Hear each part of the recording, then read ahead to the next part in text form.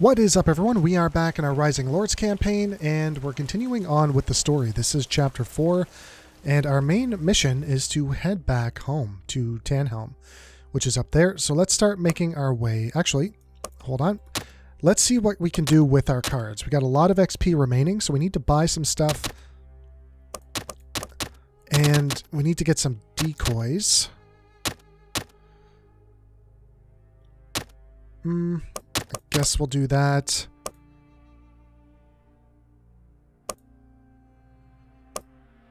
We'll take Retaliation. We'll get 2 of those. That is a decent card. First Strike is good.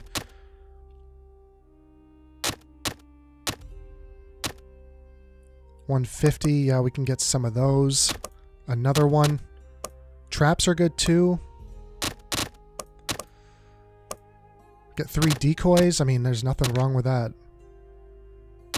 What's for another Retaliation?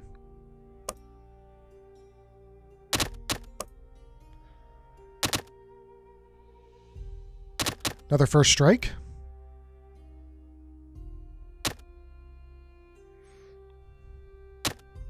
Barricades.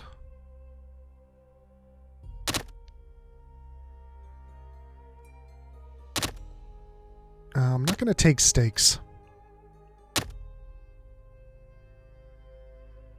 That's a really good deck. Pretty powerful.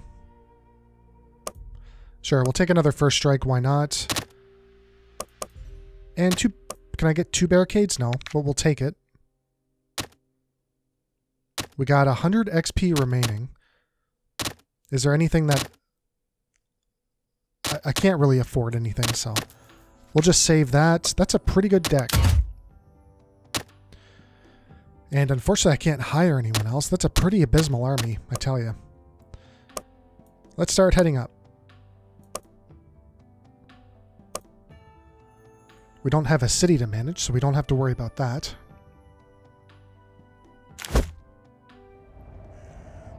Oxenberg. They reach Oxenberg in the evening. The village elder welcomes them and they ask him about Camillo.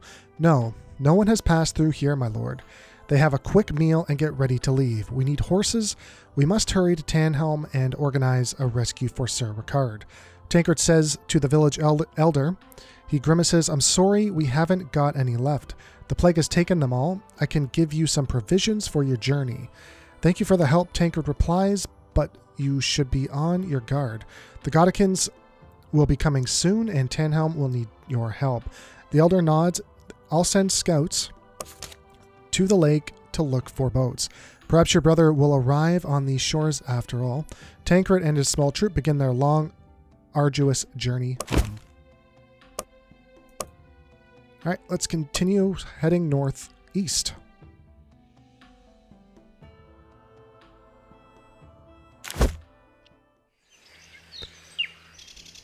Tarnhelm. The sun is just rising as they climb the last hill, but when Tancred catches sight of Tarnhelm castle in the valley, his stomach clenches. Thick black smoke lies over the valley, and the smell of burning carries on the wind. The castle main tower is ablaze. Fear and anxiety spreads among the men as they see the women and children being rounded up by our men. Tancred thinks he recognizes his mother among the captives. Her hands are bound, and a black-clad bandit pushes her towards the other bound prisoners. Tancred is stricken with fiery rage. Is everything to be taken away from him now? His brother, his mother, his home, his inheritance. He draws his sword. His handful of men grimly draw their weapons. They know they are outnumbered, but this is their home, and their friends and family are in danger. For Tarnhelm, Matek bellows. They all yell as they charge down the hill. First bandits turn in surprise and grab their weapons. Horns sound as the rebels gather from their barricades. Further horns sound from the forest, but Tancred and his knights are oblivious. The Knights of Tarnhelm sweep into the first line of enemies like a scythe, driving them back. Now they have to try and reach the prisoners. Well, I hope they don't have a huge army. It looks like a tiny army, but it looks like they have a variety of units in there.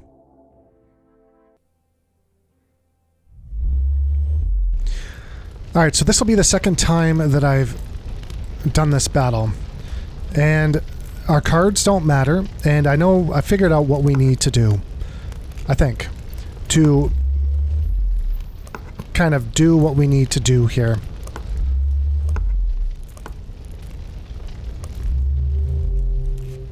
You can't... These are the only 4 cards that we're going to get. Even though you can make your own deck, this is it. And we need to use these Force March cards as quickly as possible.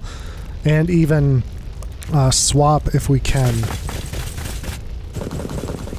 And we also need to get to this place up there. So I'm going to bring you up here as a distraction, which seems to be working.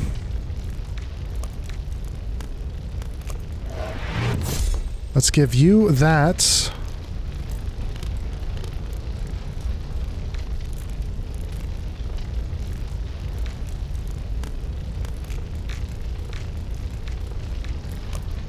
I'm not going to do that one.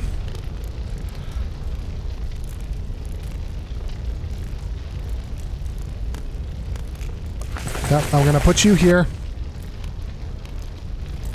Now, you can go way up there. I need to get to their camp as quickly as possible. Oh, no, he came around. Okay. We're not locked into him. That's all that matters. No retaliation here.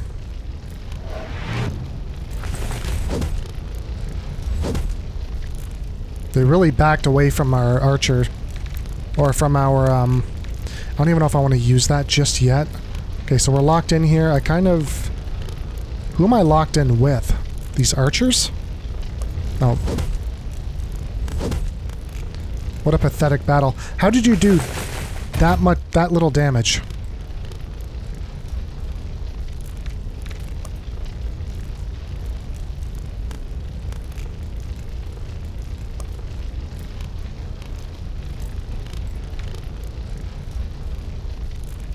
I want to just get rid of that unit. There we go. Because we could even move up our spearmen. I mean, if that's how they want to play this.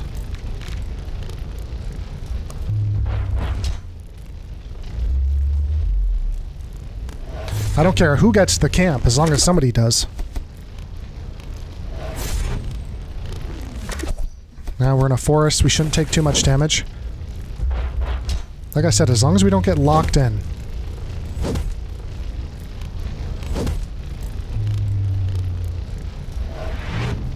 Okay, he's gonna go somewhere.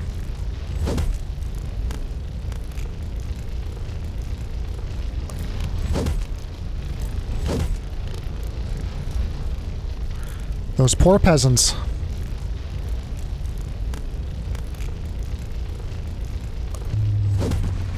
There we go. We just gave ourselves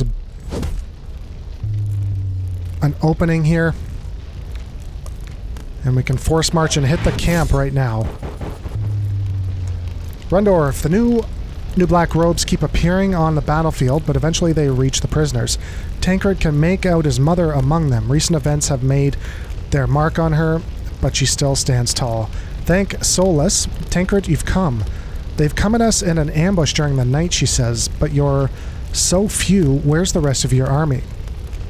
Tancred cuts her bonds and is about to answer when someone calls his name loudly. Tancred spies a soldier with a great sword in the midst of Tanim's soldiers. His fiercest blows shatter armor and shields as they were made of parchment. It's the one-eyed bandit, his father's murderer. His misshapen face twists into a grin. Welcome home, Tannheimer. How do you like your welcome? He shouts, laughing loudly. I've already had a bit of a look around. His sword plunges deep into a knight's shoulder, causing him to fall to the ground screaming. With a brutal jerk, he frees his sword. Allow me to introduce myself. My name is Captain Rundorf. I killed your father. Tancred looks behind Rundorf and sees a small chapel on the hills in flames. In range, he charges Rundor. His attack might have taken an inexperienced squire by surprise, but Tancred is tired from the exertions of the past few days, and Rundorf easily swats Tancred's sword aside. Then he raises his own sword for a powerful attack. Tancred dodges to the side just in time. The fight continues. They keep exchanging blows, they try feints and mock attacks to test each other and find weaknesses. Rundorf's weak side seems to be on his right, perhaps an old wound from previous battle, his missing eye. Tancred feints and punches from the right and then tries to break through with the left. Rundorf, however, is not surprised. He seems to be well aware of his own weaknesses. He retaliates relentlessly. His heavy blows punishes Tancred's back. Tancred stumbles and falls to the ground. He loses his helmet and sword. The noise of shouting around him suddenly amplifies, coming from all directions. Rundorf stands over him and lunges for a decisive blow. Just as Tancred thinks it's the end, a bolt suddenly pierces through Rundorf's arms. His arrogant smirk is wiped off his face. Is it surprise? He roars in anger and pain. Face a bandit, Tancred hears Matek shout, "So we meet again, cursed Atraman." Roars Rundorf, and as he raises his greatsword with one hand, Matek leaps over the doomed Tancred and attacks the injured Rundorf. He drives the bandit back with a fury of furious blows. Tancred looks around and catches sight of the marked man. It's Jorn Huenberry, holding a large crossbow. Beside Tancred appears Garm and Regis, holding the rebels at bay. Sir Egbert helps him up. "We've taken Lady Ava to safety in the forest, Tancred," he says as he hands him a sword. "We must flee with her, otherwise all will be lost." Tancred watches as Matek fights desperately in the midst of a knot of rebels. Rundorf continues to swing his sword as if he had never been shot. "No," Tancred cries in despair and rushes to help Matek. Never again will he abandon a friend. Matek sees him and shouts something in his direction. Tancred can't hear him over the noise of battle. He's almost reached him, but when he struck from the side of a heavy blow, light flickers brightly before his eyes and everything goes black. Oh, we're still fighting. Okay, good. Victory. Victory by whatever that card is called. Not looking too good. In the hills, in the dark. It's dark when Tancred regains consciousness. His head throbs. He turns his head as far as it'll go. One of his companions stands beside him. It's his uncle, Sir Egbert. He looks down at Tancred. "Thank Solus, you're awake again." Matek, Tancred whispers. "He held off the black robes while we got you to safety. That is all we know. All I know is that Matek never gave up. Come, let's get you to your mother. She needs you now. Can you walk?" Well, we have to help Matek. Tancred tries to stand, but the pain in his head makes him fall to his knees again. His stomach turns and he vomits. Egbert hands him a drinking pouch. Tancred takes a deep gulp. Egbert helps him to his feet. The whole valley is full of black robes, and they're looking for us. Matek's heroism will be in vain if you're captured now. Sounds like somebody has a concussion.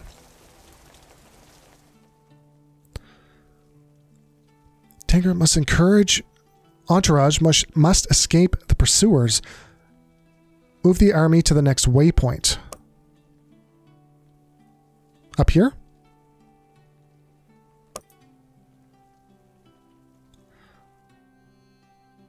I don't see where it wants us to go.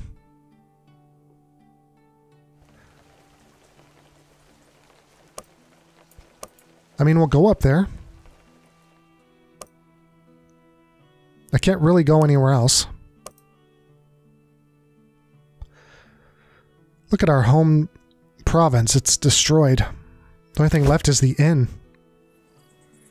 Ava, the path leads through the forest, up the mountain. Scattered soldiers and peasants emerge from the shadows and join the procession. Many desperately ask after relatives, but most are met only with a weary shrug. They reach the clearing in the forest. Knights, soldiers, and peasants sit together in small groups. All are exhausted, and there are many wounded among them.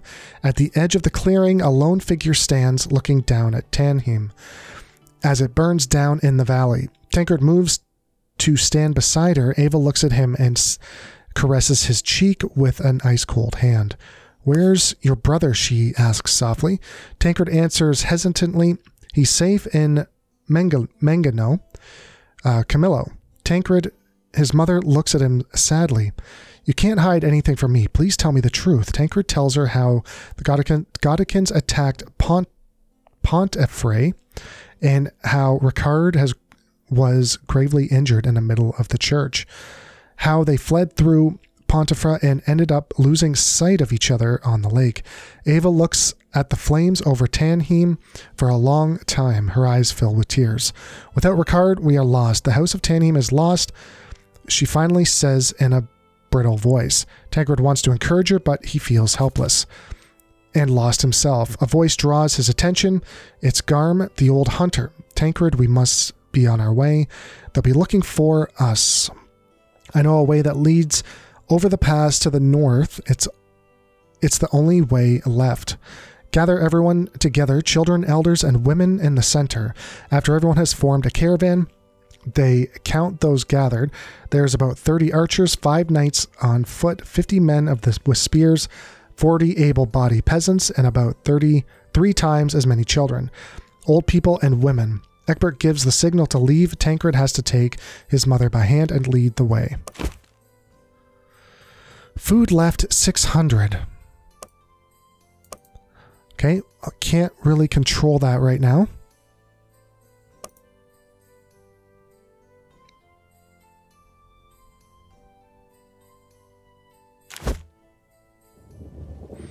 The pass. The exhausting path went slowly up the hills, becoming narrower and steeper. The path of Pontius should be farther ahead. Garm says Tancred remembers his old teacher, Wilmon, stories of the past. Lyrian prince had found it long ago and used it to raid the northern tribes of the Sepharu. But his legions were defeated and the prince met a tragic end. Now the pass is rarely used due to the dangerous conditions and dwindling contact with the north of Alboin. The condition of the path gets worse the higher they go, and the wind gets colder and icier. Darkness slowly falls and their vision gradually worsens. Jorn grabs Tancred's shoulder. "Down there, torches. We've been followed. We're too slow." They try to pick up the pace, but it's dangerous. One of the wagons starts to slide, heading towards the precipice. But Jorn and Tancred stop it just in time. The winds have turned into a blizzard. They're forced to stop under the overhang, but they know the weather will also force their pursuers to stop. Tancred considers their supply levels. They will need more strength than they currently have. He feels exhausted. I guess we'll feed him. They huddle closely around tiny fires. They struggled for light. At first they're worried their fires might give them away, but the snowfall is heavy enough to disguise their movements, so they feel safer now. They eat their rations and rest for a little while. Tancred doesn't even notice his eyes falling shut. His sleep is feverish and restless. The faces of Matek, Ricard, and his father flit through his fitful dreams. And as they are calling to him, sometimes they seem mournful, sometimes cheering and laughing. When he wakes, most of the others have already packed up their things. They continue on their way.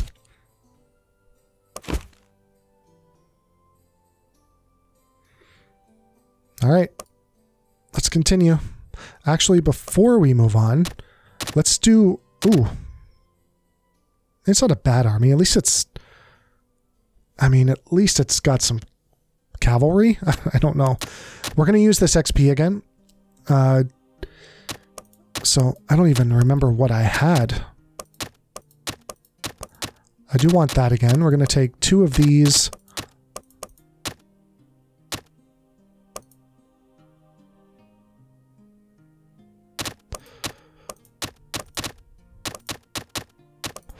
And we'll take that.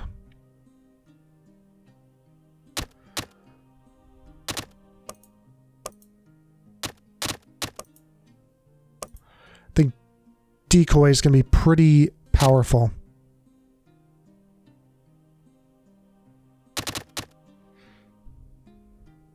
I'm just short of buying another one. But that's a pretty good stack. Pretty good deck. We'll take it. I don't know if we're going to be using it in the next battle or if it's going to give us a set amount of cards again, but it's nice to have it. I don't know how long this trek is, so I don't know if we need to ration or give food away. Oh, great. It doesn't look good. In the mountains, they continue over the pass. The wind drains every ounce of strength from their bones. A distant rumble catches their attention, but they have to keep moving. The animals in front of the wagons keep shying away from the cliffs, afraid of the abyss. But they need the wagons. There's no other way to transport the old, the weak, and the provisions. Suddenly, the rumbling becomes a loud roar, an avalanche. It sweeps through the caravan, taking down everything in its path. The air is filled with snow, and they are as good as blind. When the snow finally settles, the path behind them is gone, replaced by a massive wall of snow. It's completely silent, but nothing but howling wind. But then they are all startled by another anonymous rumbling above them. It's another avalanche. I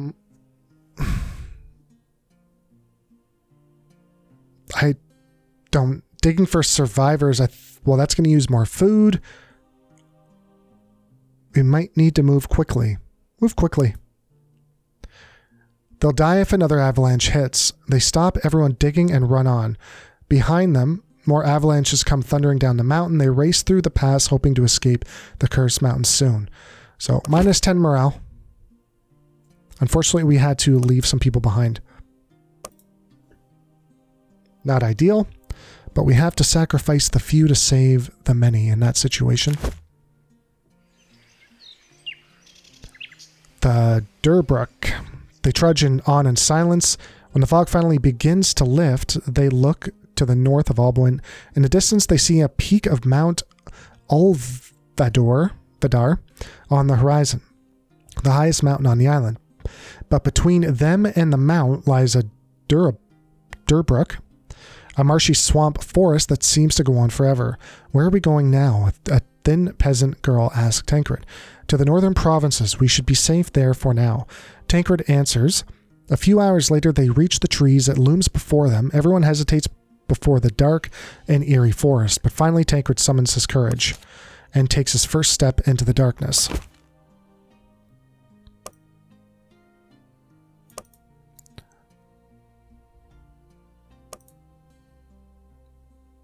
This is quite the journey.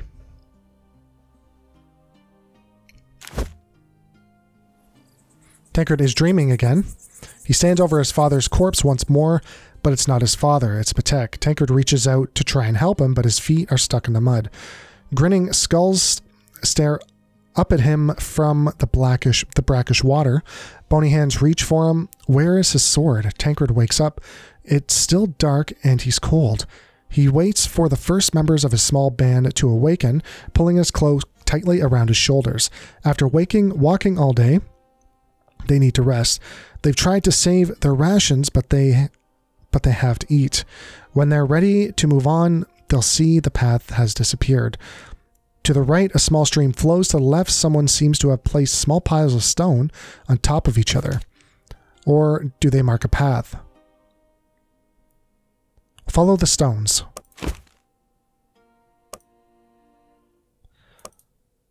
Someone had to have made those stones.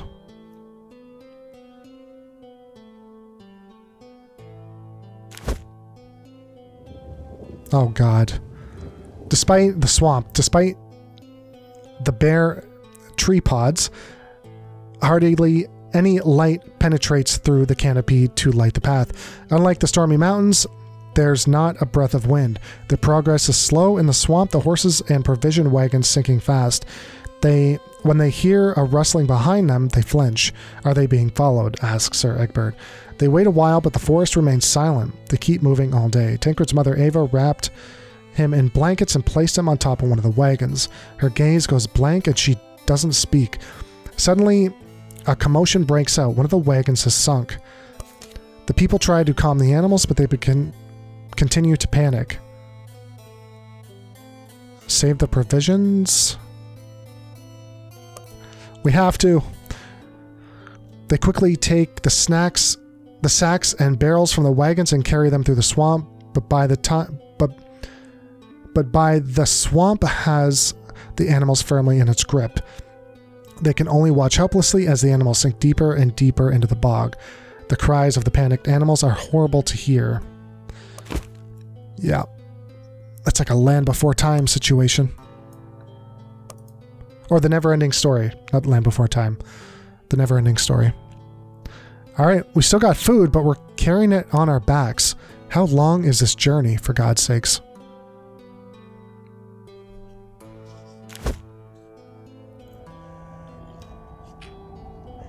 Should have taken the river. Lost. The stream finally seeps into a pond. After days of walking, they're tired and shaking with exhaustion. The group rests and tries to catch their breath. There's been no sign of the cultists since they left the mountains, but it still feels like they're being followed. The rebels can't have followed us. The avalanche must be blocking their path, Damian Regis says.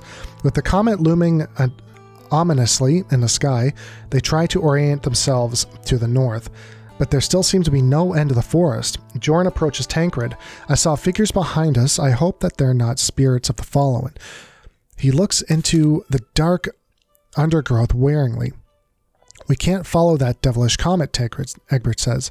It could be leading us into circles. You're right, Grom. You're right, Grom says. We should send out a scout tomorrow to find a way forward. Faces. They arrive at a small clearing. It seems to be one of the few places where greenery grows in this forsaken land. All around the meadow are strange stones arranged in a circle. Sir Morker speaks to Tancred. Do you see the faces? Tancred looks closer. There are faces carved into the stones. They are laughing, some are crying, some are scowling. These are Seperu stones. They seem very old. Tancred sees something glittering under one of the stones. He reaches into the water and lifts the stone. With his other hand, he tries to pull out the object out of the mud. Finally, he frees it with a jerk. It's a golden chalice. Interesting. Morcor says as he examines it, this is a Larian chalice. An offering, perhaps. Tancred puts it in his pocket. It might come in useful later. I'm sure it will.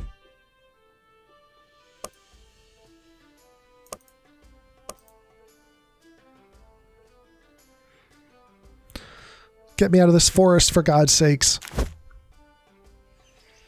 No way out. Tancred is startled by a loud argument.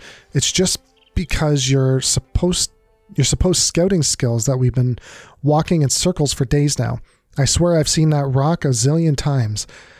Tancred sees Jorn standing in front of Morcor. The comet hasn't moved in months. It's always point north at noon. Are they talking about the sun with the comet? That's the truth. Sir Morcor replies, halt. Who goes there? A guard suddenly calls out. He walks slowly towards the brush with his spear raised. Everyone grabs their weapons. There's a tense silence. Come out or I'll stab you, the soldier shouts. A small child comes running out of the brush, her eyes wide with fear. She pays no attention to the guard and rushes past him. Egbert grabs the girl by the collar. Whimpering, she looks towards the brush where another figure suddenly leaps out. A man with a worn axe and a dark hood. He grins at the sight of him, raised his horn to his lips, and blows. A black-clad attackers burst from the bushes. The cultists have found them. No!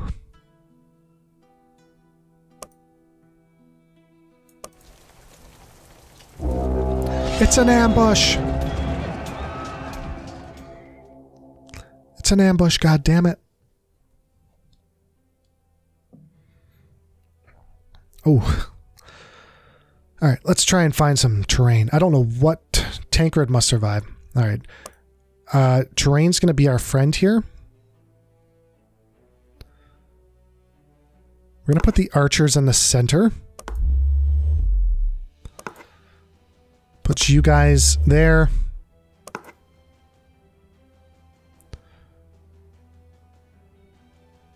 I'd like to get up on that plane.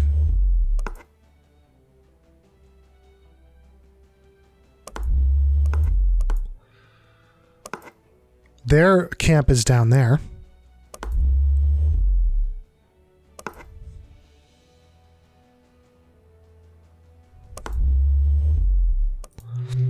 Put him in the center. Nice. At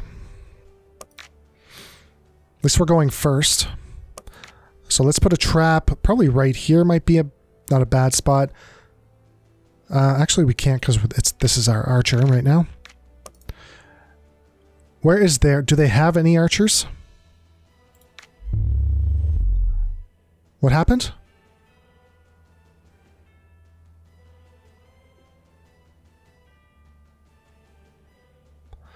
Not sure. They do have 3 cavalry. But I'm not seeing any ranged units.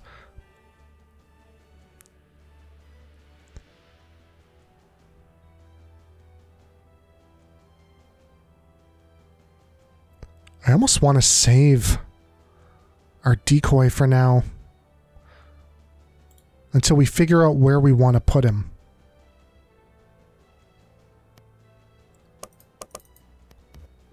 So that 7 stack's gonna go.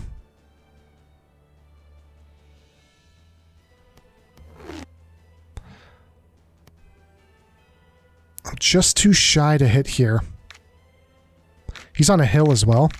So I'm gonna decoy ourselves.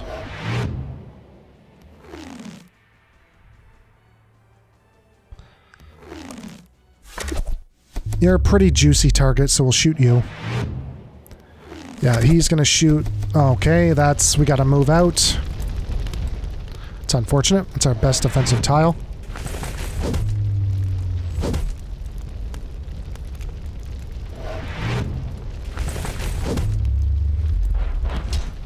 Nice.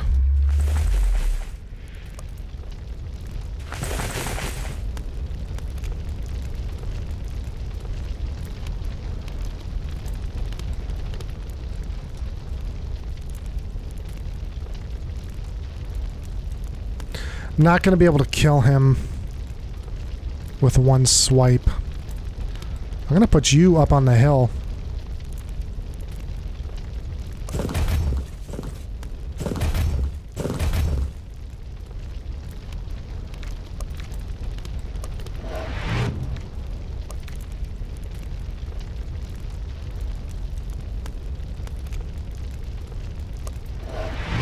You suck on those traps when you go in there.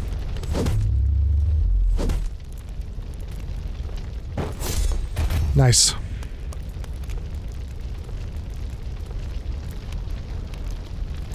Ooh, I think I might actually come down here and threaten their archer. We did leave ourselves open a little bit, but I can... What can I do?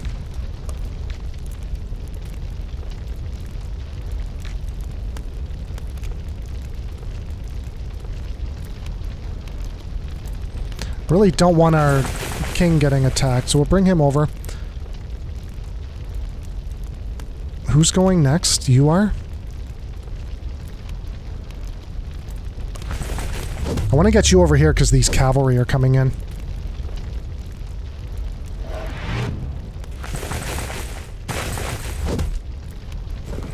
You think so, do you?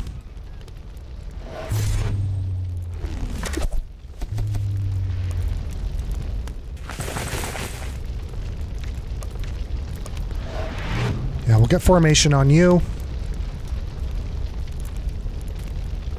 I gotta get off this tile. If we move, he can attack our archer, but he's gonna end up in flames. Either way, I gotta move. I can't just sit here.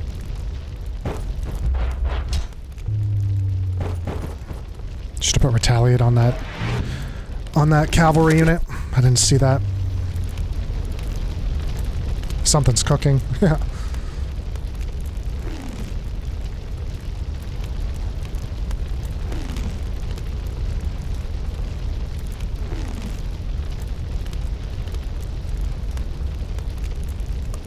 Just get rid of this stack. Just one less thing I need to worry about.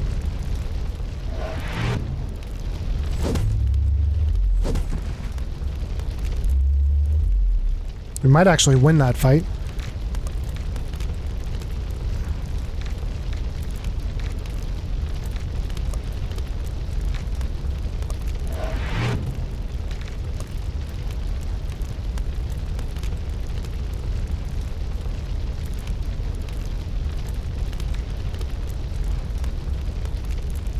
This 12 is going next. Nice. Wasn't sure if you're going to win that battle.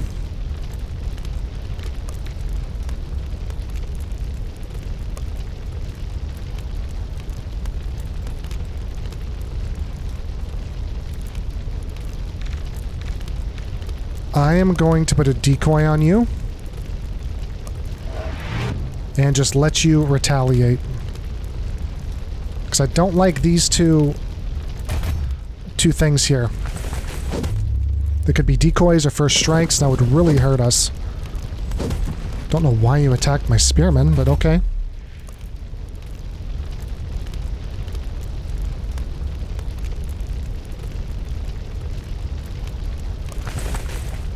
Yeah, that's why. I didn't want to waste an attack. Let's attack these archers. Damn it!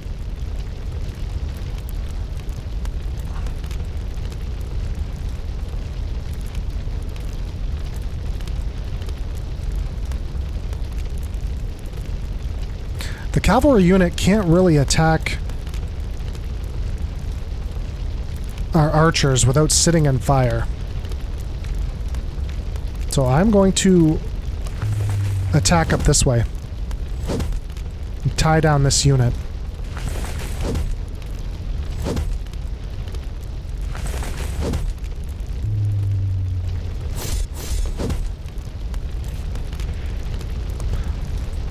Not sure why we didn't retaliate there.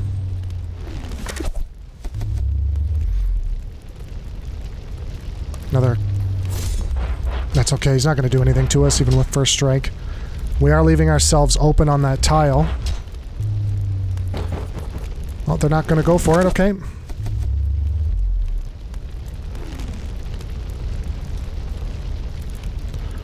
I know it's not great for us, but I just want to get as much damage on him as I can.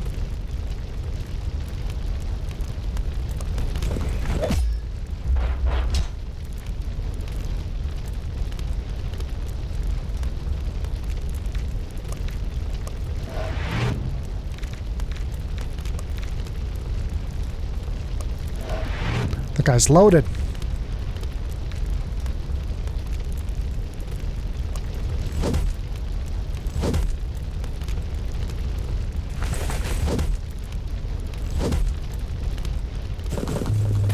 That's fine.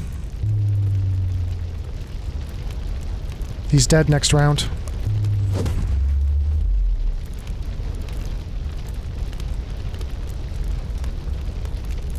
I don't want to attack him because I don't want to take that damage, but also I'm not going to do any good against those spearmen, so I might as well attack the other peasantry.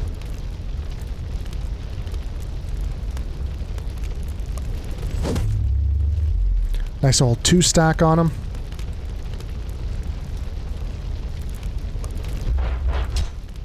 One damage? No damage.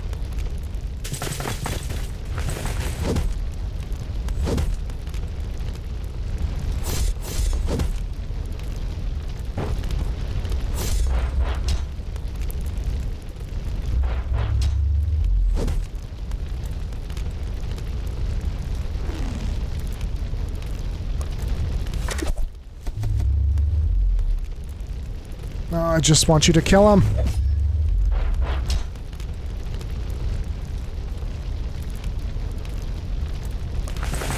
Try and take their camp.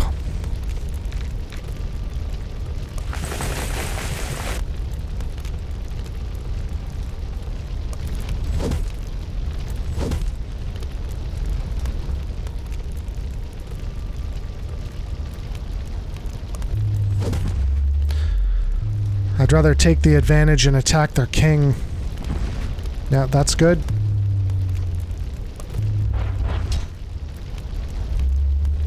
Once we take their camp, that should be it. As long as we don't get locked up here, we should be fine.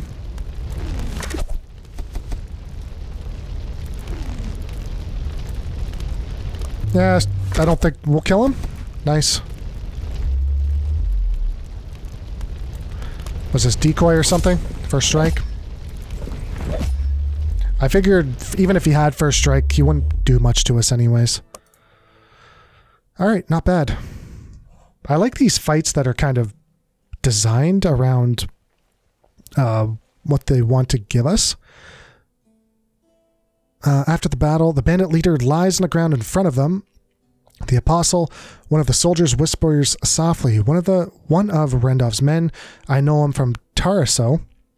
Tancred looks at his face, which is twisted into a maniacal grin.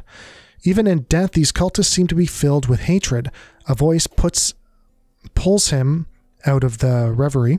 Tancred, look who we found, expert says. A young woman is sitting in the clearing with a handful of children. Their hands are tied. Why are they tied up? Cut them loose, Tancred orders. They were already tied up when we found them. The guard objects. Heidi smiles at Tancred and rubs her wrists. Thank you for rescuing us. We've been hiding here in the forest for some time. We saw a large group of rebels pass by our hiding place on their way towards Tanheim.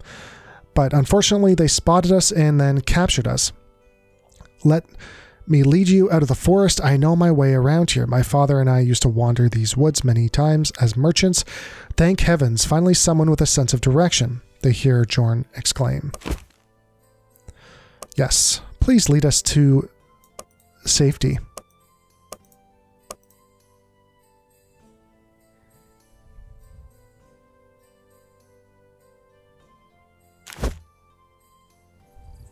The plains. After a few hours later, they are finally out of the forest. The plains of northern Alboin stretches as far as the eye can see, with nothing but shaggy grass and thousands of stones. The mighty Alvadar looms over the horizon, its peak mantled in gray clouds, a volcano that has not been active for 100 years.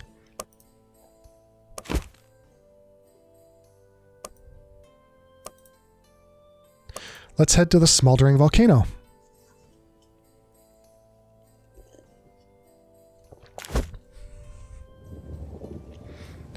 Alvadar.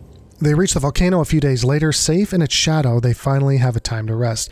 The group recovers a little, and Tancred can finally ask Jorn about what happened at Kerfels. Why did you help us? Tancred asked Jorn. It started after our battle at the bridge. There was a man who was our guest at Kerfels Castle. My mother introduced him as Gareth, an old companion of my father's from the Pilgrim Wars. He was a good talker, delighting everyone with his tales of adventure, but my mother had particularly fascinated by what he mentioned of his spiritual experiences at the holy sites, how it had been revealed to him that they were living in a false world and that the true happiness could only be found in Ascestism?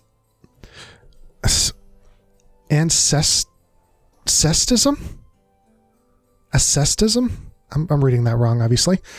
This was far too much for me. The bandit you call Rundov was often in his company, but he was fairly silent, gloomy fellow. But one day, when Sir Regus came to warn us about the rebels, he immediately recognized the man as your father's murderer. Outraged, he drew his sword and demanded his surrender. But my mother had Regus arrested and locked up in the dungeon. I protested and demanded that the accusations against Rundorf be investigated, but Garath declared it a mistake and threatened to never return if she released Regus. She relented and banned me from all future meetings. The only person she was allowed to continue speaking to was the accursed preacher. My mother had always been religious, but day by day she grew more insane. She gave all of her jewelry to Gareth, dressed only in black, and prayed for Salos 5 times a day. Finally, one day she told me that my inheritance and my name would no longer be were no longer valid. Everything would now belong to the preacher's new church. I tried to persuade her to abandon her plan, but my weapons and insignia were taken from me, and I was ordered to leave the castle the following day. But the next day, 2 horsemen stand outside the castle. They introduce themselves as Sir Egbert and Garm of Tanheim. What happened then? When Garen and Egbert were about to be captured, I decided to free Regus. The 4 of us fought our way out of Kerfels and traveled to Tanheim. The new church. Gareth constantly talks about how the new church didn't need houses, but only the silence of prayer. He would often be alone in the forest with my mother, praying for her in the open. The attack. The attack didn't come from Kerfels, I swear. There's a supply cart here. Looks like we're getting close to something.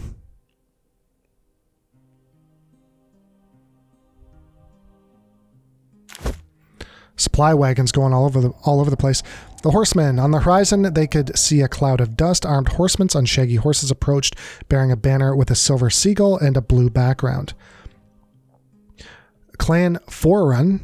Heidi says they are among the most influential counts in the north. What do you want here? Asked the leader. A young man. Heidi steps forward. We fled the rebels from the south. This is Tancred of Tanheim. I don't know how to say this word. I'm sorry. Tanheim. That's is what I'm going to say. Like, I'm screwing that up. I'm sure. We know who he is. You are a clanswoman, are you not? Heidi nods. Yes, I was born in Nabulo. A man addresses Tancred. My name is Alvlo of Forund. My father, Isidore, sent me to meet you. We've been watching you for some time now. My father remembers the colors of your house from the Pilgrim Wars. He fought with Edmund and Tanheim in the name of Salos. Tancred bows. I remember my father's stories. I'm honored to meet you. Alvo nods. In the name of the Father, I offer you trade. The land north here once belonged to a noble family. They were our liegemen, but one day their lands were plundered by Nine Nosians, pirates, and the family was taken into slavery. It has been a haven for bandits ever since. If you can drive the bandits from Orthel, you can stay in the land will be yours. So up here. All right, I'm going to end the episode here. That is enough reading for me. We're going to continue this on the next episode. So if you guys want to join me on that, don't forget to like, comment, and subscribe, and I will talk to everyone later. Have a good day. Bye for now.